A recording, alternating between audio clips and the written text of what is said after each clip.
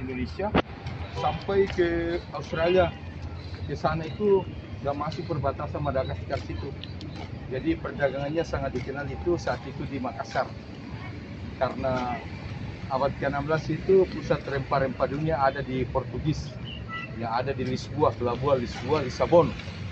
Ya, kemudian orang Portugis, orang Inggris, Jerman, Spanyol, Arab, India itu cari rempah-rempah dan mereka tahu bahwa ada di kawasan jalur Indonesia Timur, yaitu di Pulau Banda, Ternate, Tidore, Maluku dan sekitarnya.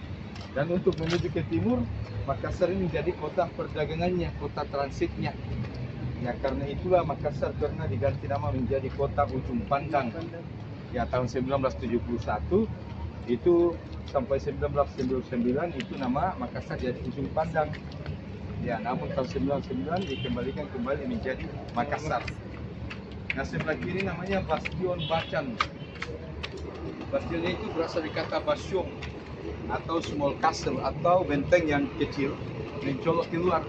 Jadi bila orang Ternate dulu masuk ke Makassar, tinggalnya di sudut ini membantu kepentingannya orang Belanda. Jadi ada 5 bastion dalam benteng ini. Ada Bastion Bone di kepala, ada Bastion Bacan. Kalau kanan depan itu namanya Bastion Buton Sulawesi Tenggara, di belakang Ambon, Maluku dan Mandarsia. Inilah sekutu Belanda yang sangat diandalkan Belanda melawan kerajaan Goa. Ya, tapi kerajaan Goa yang saat itu di bawah pimpinan Sultan Hasanuddin tidak pernah mundur, tidak pernah menyerah. Maka beliau sendiri cukup disegani oleh VOC Belanda sampai gelarnya itu ayam jantan dari timur. Ya, kalau sini ruang tahanan Pangeran Diponegoro, cuma kita hanya bisa lihat di jendela ini. Jadi dalam ini ada 2 pintu kan, ada pintu besar sebelah kanan, ada kecil sebelah kiri. Kalau kita intip dari dalam ini, ada besar ini yang lurus, ada yang kiri itu kecil. Karena Pangeran Diponegoro itu tidak mau ditunjukkan hormat kepada Belanda, jadi bikinkan pintu kecil. Jadi keluar masuk itu membungkuk di hadapan Belanda. Pangeran Diponegoro dikenal perjuangannya di tanah Jawa, namanya Perang Diponegoro atau Perang Jawa. Itu terjadi tahun 1825 sampai 30 dan hampir seluruh tanah Jawa digerakkan Pangeran Diponegoro untuk melawan Belanda. Tapi Pangeran Diponegoro akhirnya juga tertangkap dengan tipu muslihat Belanda dengan keluarga Pangeran Diponegoro sendiri jadi pancingan. Kemudian beliau ditangkap di Magelang oleh Gubernur Jenderal Belanda namanya Marcos de Kock.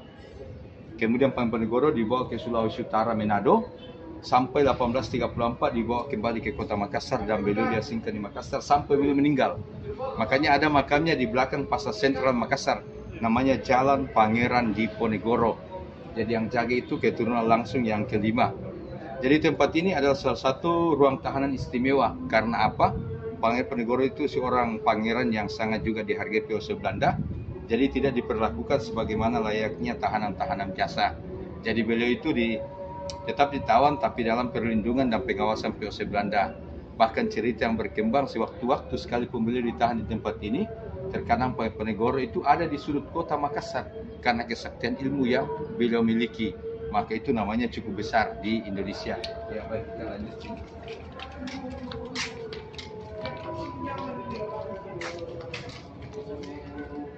Jadi sebelah kiri ini barang-barang dulu, ini gudang spices. Spices atau gudangnya rempah-rempahnya Belanda saat itu. Ya, ini gudang rempah-rempahnya Belanda karena pusat perdagangan dunia kan banyak dapatkan di bagian timur Indonesia dan ke timur itu banyak Makassar menjadi kota transit perdagangannya. Karena itulah ketika Belanda masuk, Belanda berusaha bagaimana monopoli perdagangan rempah-rempah ini, namun kerajaan Goa selalu menolak dan terjadi perang. Maka itu diadu terus untuk bisa menguasainya. Ya. Ya, jadi susunan bangunan dalam benteng ini banyak ada gudang spices rempah-rempah.